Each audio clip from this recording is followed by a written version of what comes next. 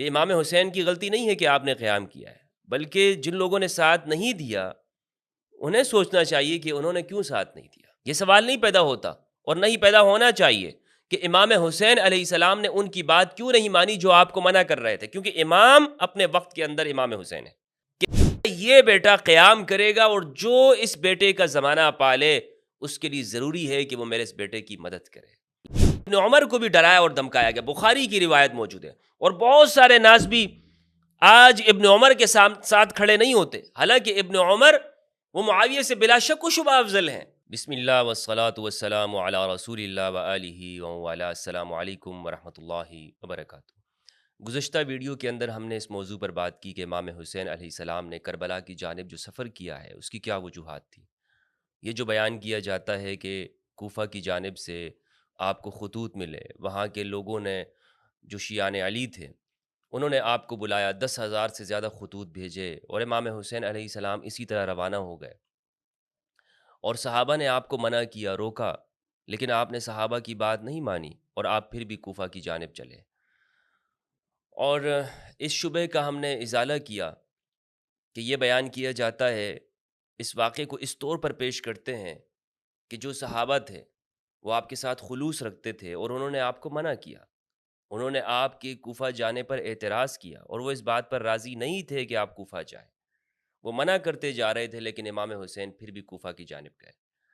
اس واقعے کو ایسا پیش کرتے ہیں کہ گویا صحابہ آپ کے جانے پر راضی نہیں تھے، وہ آپ کے کوفہ کے سفر کو غلط سمجھ رہے تھے، انہوں نے امام حسین کو اس لیے روکا کہ وہ یزید کی حمایت کر رہے تھے اور امام حسین کو کہہ رہے تھے کہ آپ نہ جائیں، آپ کا یہ جانا غلط ہے۔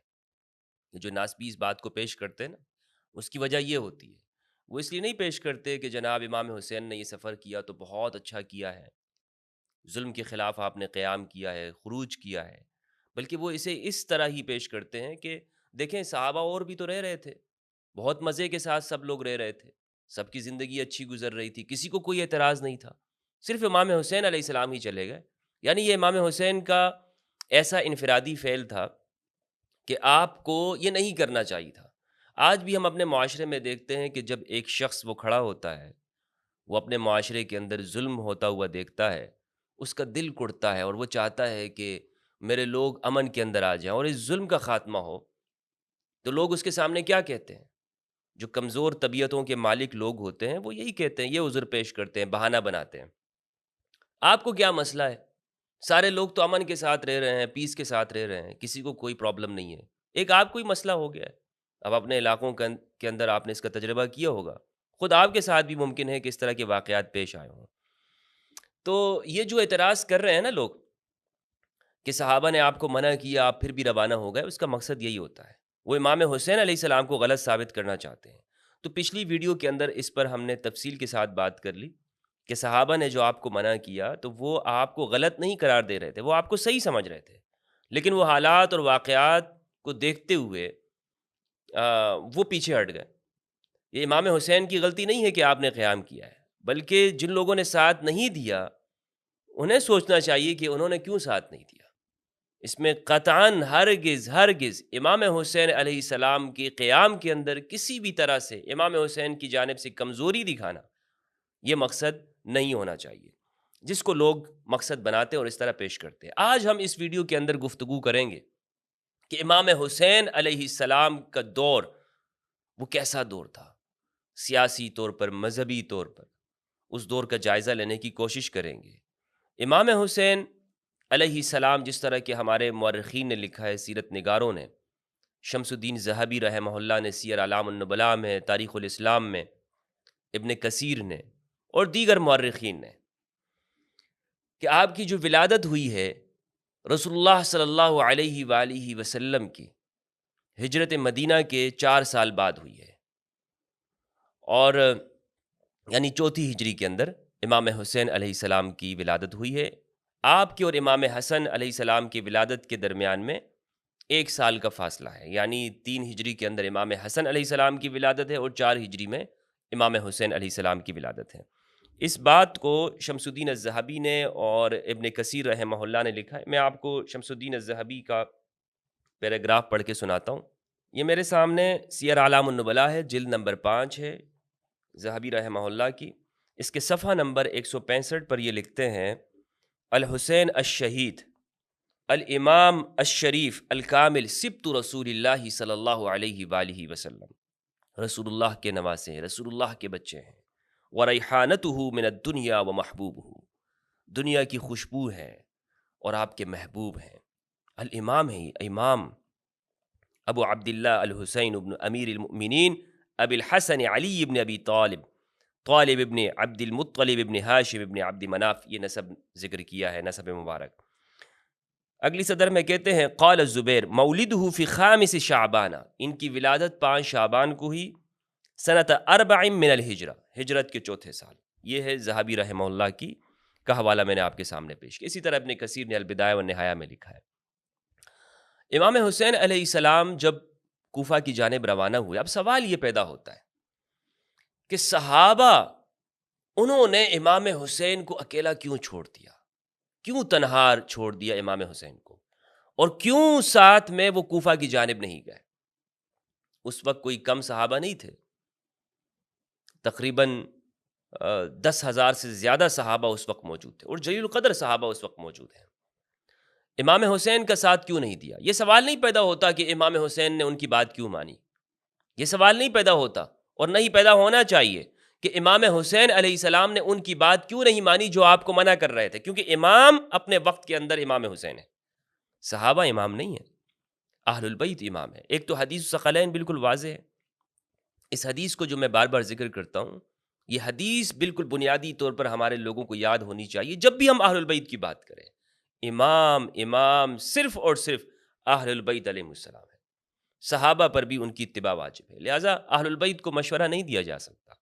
ہاں، اہل البیت کے بارے میں جو زمانے کے مخلصین صحابہ ہیں وہ ضرور اپنی رائے ظاہر کر سکتے ہیں، لیکن اہل البیت پر ان کی بات کو ماننا یہ واجب اور ضروری نہیں ہے۔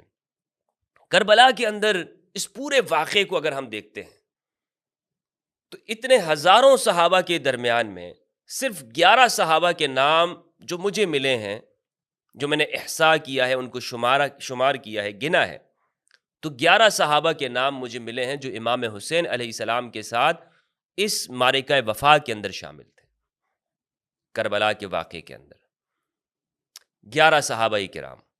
ایک صحابی کا میں نے ذکر اپنی پچھلی ویڈیو میں کیا ہے، ان 11 صحابہ کے نام میں آپ کو بتاتا چلوں جنہوں نے کربلا کے واقعے میں امام حسین علیہ السلام کا ساتھ دیا۔ 3 ان میں سے کربلا کا واقعہ ہونے سے پہلے ہی شہید ہو گئے، جلیل القدر صحابہ کرام۔ ایک ان میں ہے ہانی ابن عروہ رضی اللہ تعالی عنہ، جلیل القدر انسان ہے، وفا کی مثال ہیں ہانی ابن عروہ۔ دوسرے ہیں عبداللہ ابن یقطر، تیسرے ہیں عبید اللہ ابن حارث۔ یہ عبداللہ ابن یقطر یہ امام حسین علیہ السلام کے سفیر تھے کوفہ کی جانب۔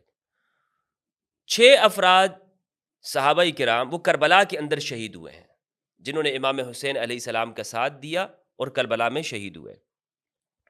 ان میں سے ایک انس بن الحارث الانصاری ہے، اور یہ وہ صحابی ہیں کہ جنہوں نے اس روایت کو رسول اللہ صلی اللہ علیہ وآلہ وسلم سے سنا کہ میرا یہ بیٹا قیام کرے گا، اور جو اس بیٹے کا زمانہ پالے اس کے لیے ضروری ہے کہ وہ میرے اس بیٹے کی مدد کرے۔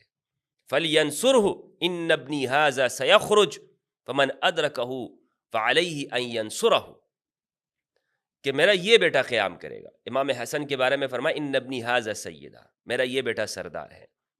اور اس صحابی کا انس بن حارث کا جو تذکرہ ہے، الاصابہ الاستیعاب، ہمارے مورخین نے ان کا ذکر کیا ہے۔ دوسرے صحابی ہیں حبیب بن المظاہر الاسدی رضی اللہ تعالی عنہ، عبد الرحمن بن عبد رب، عمار الدلانی، مسلم بن عوسجہ، یحییٰ بن ہانی بن عروہ، یہ ہانی بن عروہ کے بیٹے ہیں۔ یہ 6 وہ صحابہ ہیں کہ جو معرکہ الطف، معرکہ کربلا جو ارض نینوا کے اندر ہوا، امام حسین علیہ السلام کے ساتھ یہ شہید ہوئے ہیں رضی اللہ تعالی عنہم وقد ارضاہم۔ 2 افراد جو بچ جاتے ہیں وہ کربلا کے بعد شہید ہونے والوں میں سے ہیں، سلیمان بن سرد الخزاعی اور مسیب بن نجبہ۔ سلیمان بن سرد الخزاعی رضی اللہ تعالی عنہ وہ شخص ہیں کہ جنہوں نے امام حسین کی جانب خطوط لکھے، اور امام حسین علیہ السلام ان کی بات پر آئے، اور خطوط لکھنے والے دو طرح کے افراد تھے، دو گروہ تھے، مخلصین بھی تھے، منافقین بھی تھے۔ کچھ لوگ کہتے ہیں نا شیعوں نے امام حسین کو شہید کیا ہے، یہ بالکل علی الاطلاق طور پر یہ بات کہنا جھوٹ ہے تاریخ کا سب سے بڑا، بلکہ حقیقت یہ ہے کہ منافق تھے۔ جس طرح رسول کے زمانے میں منافقین موجود تھے، اسی طرح امام حسین علیہ السلام کے زمانے میں منافقین تھے، امام علی کے لشکر کے اندر منافقین چھپے ہوئے تھے، خوارج، منافقین تو ہر دور میں ہوتے ہیں۔ سلیمان بن سرد الخزاعی رضی اللہ عنہ، انہوں نے بھی امام حسین کو خطوط لکھے تھے، لیکن یہ پھر اپنی کمزوری اور بشری ضعف کی وجہ سے یہ شریک نہ ہو سکے۔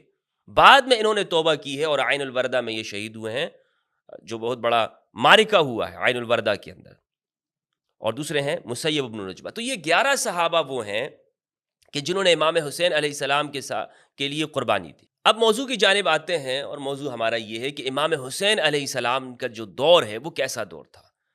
امام حسین علیہ السلام کی ولادت کے بارے میں نے آپ کو بتایا کہ 4 ہجری کے اندر ہوئی ہے، یعنی رسول اللہ صلی اللہ علیہ وآلہ وسلم کا جب وصال ہوا تو امام کی جو عمر ہے وہ تقریباً 7 سال بنتی ہے۔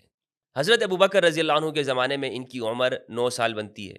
حضرت عمر کے دور میں حضرت عمر نے تقریباً 12 سال حکومت کی ہے، اور 13 ہجری سے لے کر 23 ہجری تک، تو حضرت عمر کے زمانے میں جو ان کی عمر بنتی وہ ہے 19 سال۔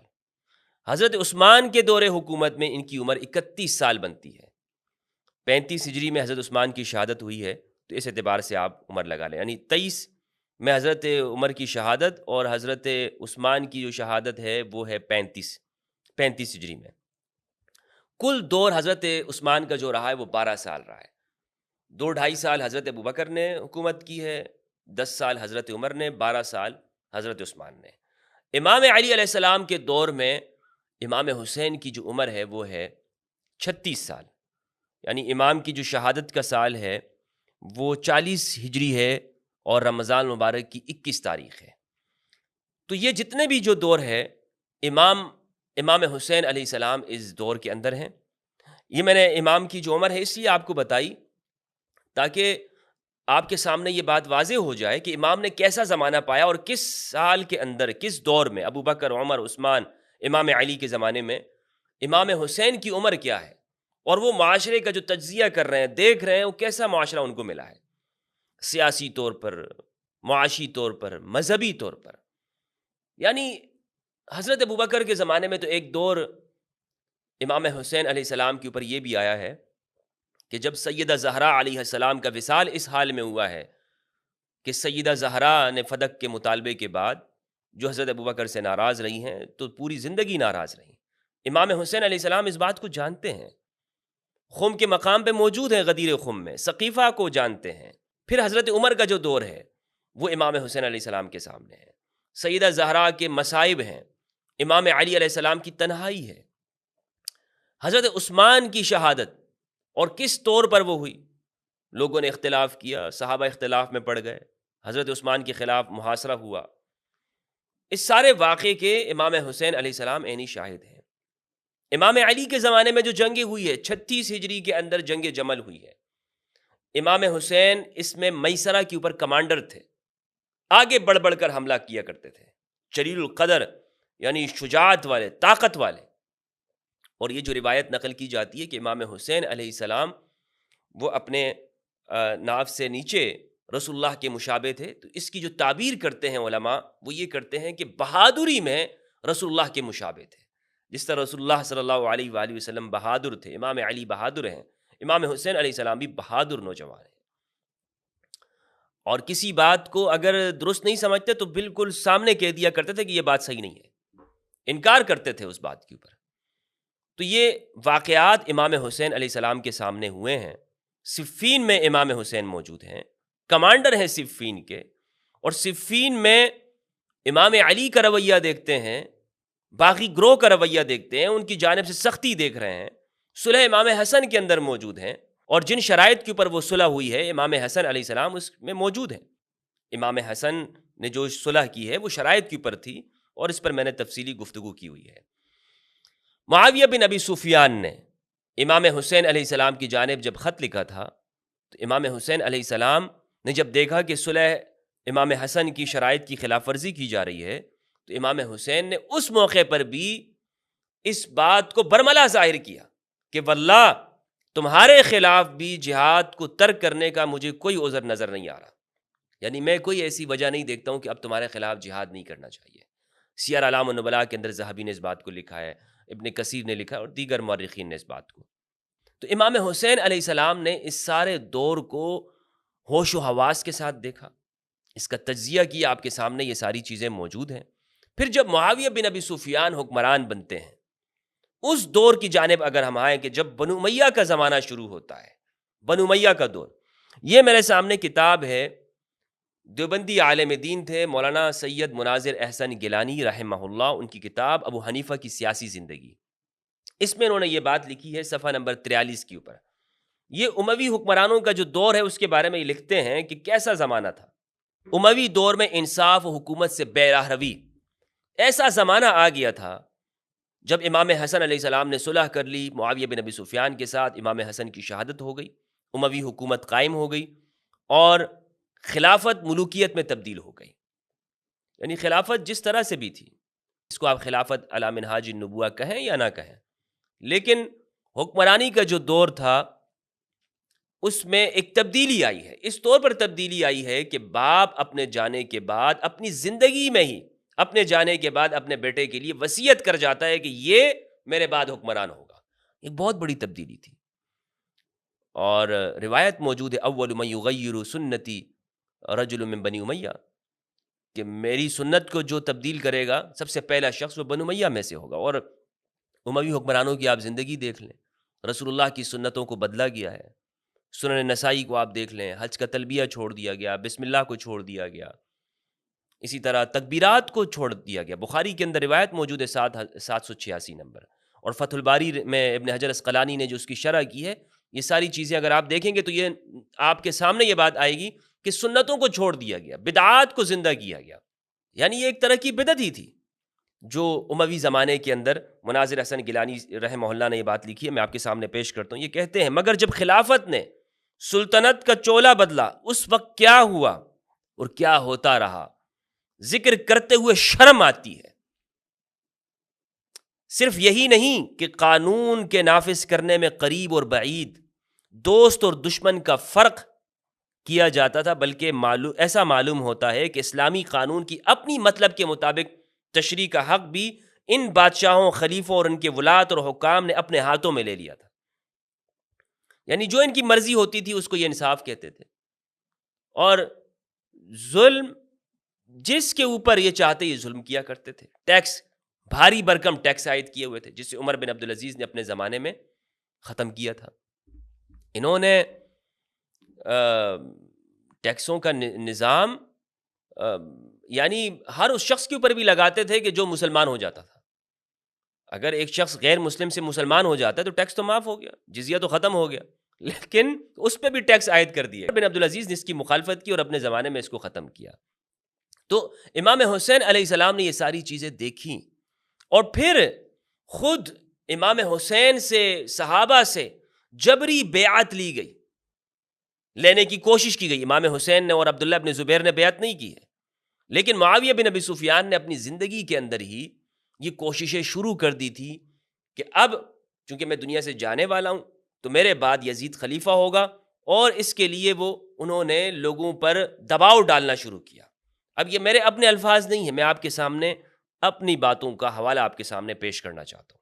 یہ میرے سامنے سیر اعلام النبلاء ہے، جلد نمبر اس کی 3 ہے، مؤسسۃ الرسالہ ہے، صفحہ نمبر 225۔ ذہبی رحمہ اللہ اس میں لکھتے ہیں، ایوب سے روایت ہے، وہ نافع سے نقل کرتے ہیں، کہتے ہیں کہ ان معاویہ بعث الی ابن عمر ب100,000، ابن عمر کو معاویہ بن ابی سفیان نے 1,00,000 درہم بھیجے۔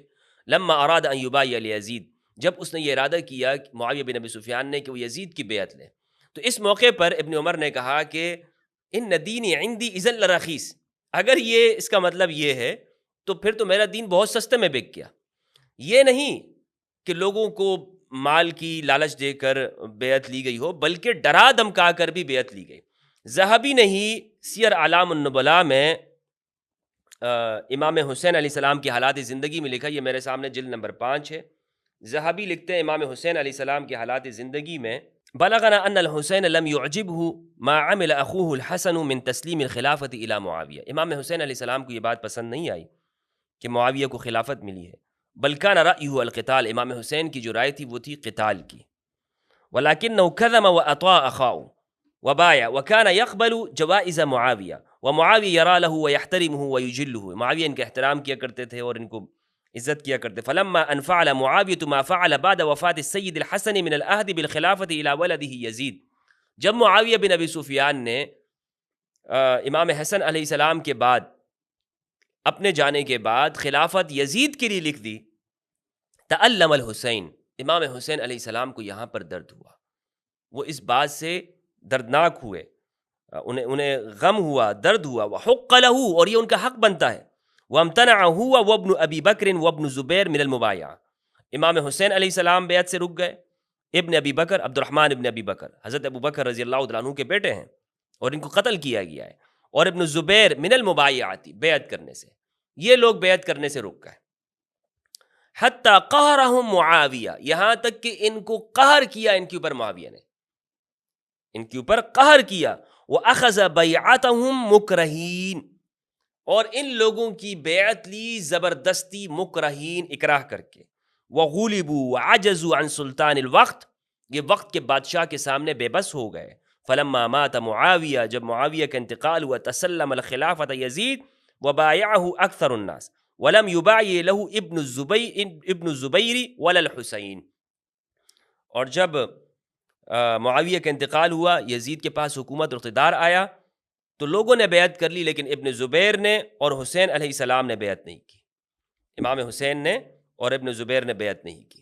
یہ ہے کہ زبردستی بھی لوگوں سے بیعت لی گئی، اور یہی بات البدایہ والنہایہ کے اندر ابن کثیر رحمہ اللہ نے لکھی، البدایہ میں جلد 8 صفحہ 115 میں اس بات کو انہوں نے لکھا ہے. لکھتے ہیں 56 ہجری کے واقعات کو یہ لکھتے ہیں، وفیہا دعا معاویۃ الناس الی البیعۃ لیزید، اس 56 ہجری کے اندر معاویہ نے لوگوں کو یزید کی بیعت کی جانب بلایا، لیزید ولدہ ان یکون ولی عہدہ من بعدہ، جو کہ ان کے بیٹے ہیں کہ وہ ان کے بعد ولی عہد ہوں گے. وکان قد عزم قبل ذلك على هذا فی حیات المغیرۃ بن شعبہ فروى ابن جریر، اور یہ مغیرہ بن شعبہ کی اس سے پہلے بھی انہوں نے ارادہ کیا تھا مغیرہ بن شعبہ کے کہنے کی وجہ سے، اور یہ پورا واقعہ انہوں نے یہاں پہ لکھا ہوا ہے کہ مغیرہ بن شعبہ نے کس طرح سے امام حسین معاویہ بن ابی سفیان کو یہ مشورہ دیا کہ آپ نے یہ کام کرنا ہے. آگے کہتے ہیں اگلے صفحہ میں، صفحہ نمبر 116 میں، وَكَانَتْ هَذِهِ السَّنَةُ شَرَعَ مُعَاوِيَةُ فِي نَظْمِ ذَلِكَ لِيَزِيدَ وَالدُّعَاءِ إِلَيْهِ، کہ اس سال میں معاویہ نے اب ترتیب کے ساتھ یہ کام کرنا شروع کر دیا کہ لوگوں کو یزید کے لیے بیعت لی جائے. وَعَقَدَ الْبَيْعَةَ لِوَلَدِهِ يَزِيد، اور یزید کے لیے بیعت کو لکھ دیا. وَكَتَبَ إِلَى الْآفَاقِ بِذَلِكَ، اور پورے ممالک میں اس بات کو روانہ کر دیا. فبايع له الناس في سائر الاقاليم الا عبد الرحمن ابن ابی بکر وعبد اللہ ابن عمر والحسین ابن علی وعبد اللہ ابن زبیر وابن عباس، ان لوگوں نے بیعت نہیں کی. ابن عمر نے بعد میں بیعت کر لی تھی، اور بخاری کی روایت بھی موجود ہے ابن عمر نے بیعت کر لی، لیکن ابن عمر کو بھی ڈرایا اور دھمکایا گیا، بخاری کی روایت موجود ہے. اور بہت سارے ناس بھی آج ابن عمر کے ساتھ کھڑے نہیں ہوتے، حالانکہ ابن عمر وہ معاویہ سے بلا شک و شبہ افضل ہیں. یعنی اگر صحابہ کی اس ترتیب کو دیکھا جائے تو ابن عمر حضرت عمر کے بیٹے اور صاحبزادے ہیں، اور اس کے مقابلے میں یعنی تو وہ پہلے اسلام قبول کرنے والے، غزوہ خندق کے اندر موجود ہے ابن عمر، بیعت رضوان کے اندر موجود ہیں، معاویہ بن ابی سفیان وہاں پہ موجود نہیں ہے. زبردستی ڈرا دھمکا کر لوگوں کے سامنے. صحیح بخاری کا نمبر میں آپ کو بتا رہا ہوں، صحیح بخاری کے اندر روایت ہے، اور عبداللہ ابن عمر کے جو حالات زندگی ہے وہ آپ اسد الغابہ کے اندر دیکھیں، وہاں بھی موجود ہیں. صحیح بخاری میں کتاب المغازی، باب غزوۃ الخندق وہی الاحزاب، یہ عنوان ہے. اس میں روایت کا نمبر ہے 4108. سند کو میں چھوڑتا ہوں، زہری سے روایت ہے، وہ سالم سے نقل کرتے ہیں، وہ ابن عمر سے، وہ کہتے ہیں مجھے ابن طاؤس نے، انہوں نے اکرم بن خالد سے، انہوں نے ابن عمر سے. ابن عمر کہتے ہیں کہ میں حضرت حفصہ ام المؤمنین کے پاس آیا، وَنَوْسَاتُهَا تَنْطُفُ، اور ان کی چوٹیوں سے پانی وہ ٹپک رہا تھا. قلت قد كان من امر الناس ما ترین فلم یجعل لی من الامر شیء، میرا تو کوئی معاملہ نہیں رہے گا اور یہ وہ زمانہ ہے کہ جب معاویہ صلح حسن کے بعد وہ مکہ آئے تھے، یہ وہ زمانہ ہے۔ آگے دیکھیے گا، کہتے ہیں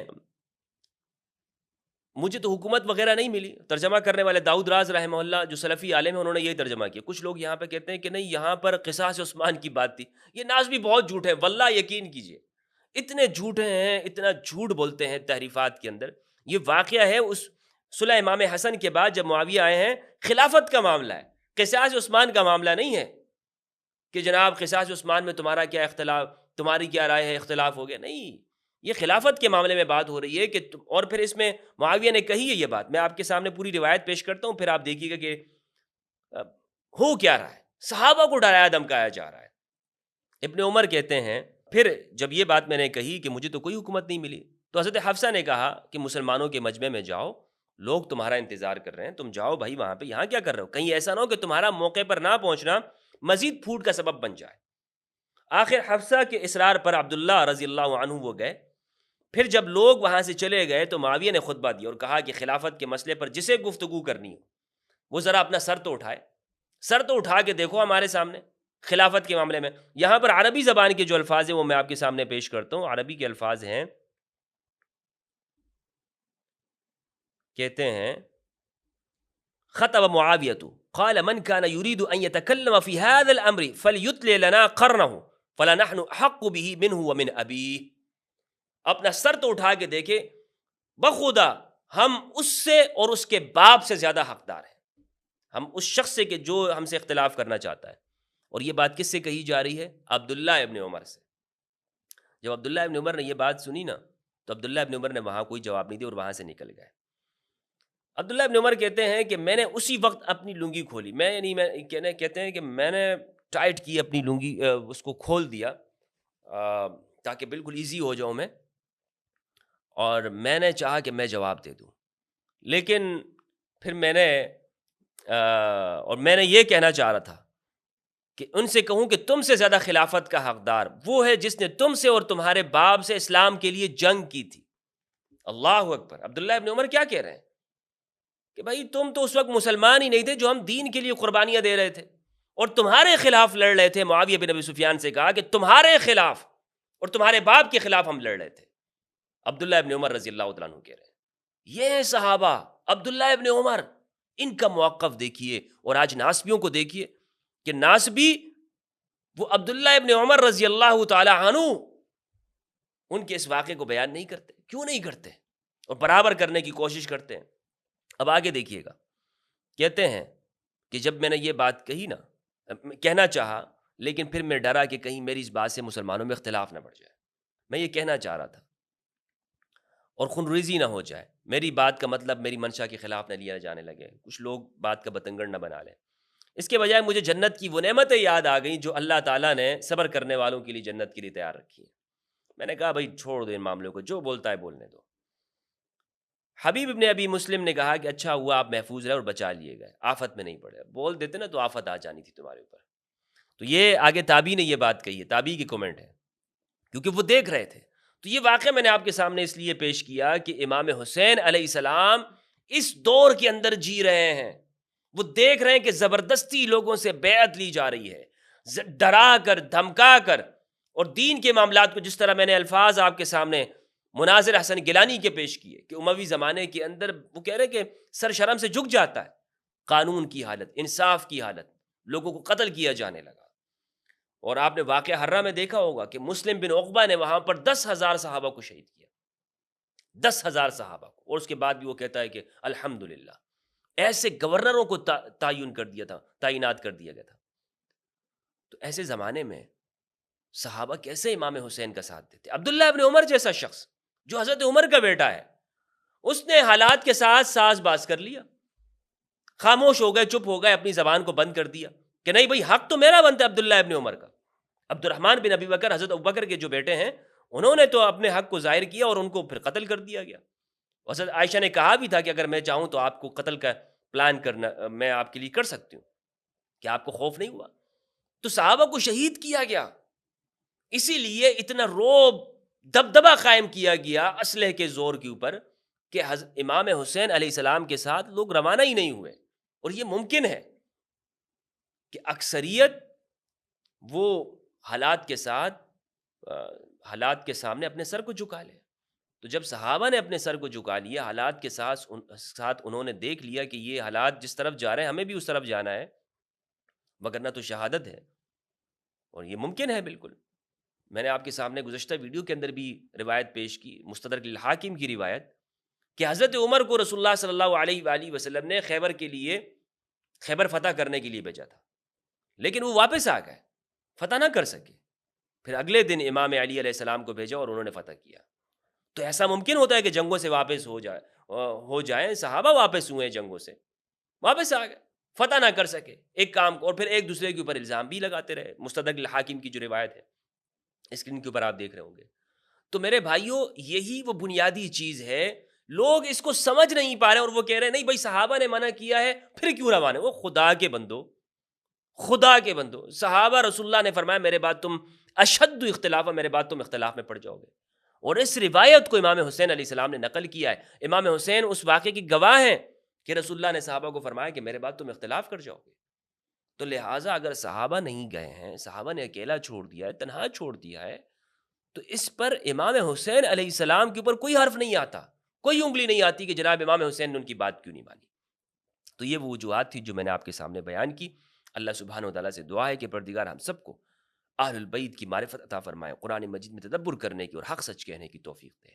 والسلام علیکم ورحمۃ اللہ وبرکاتہ.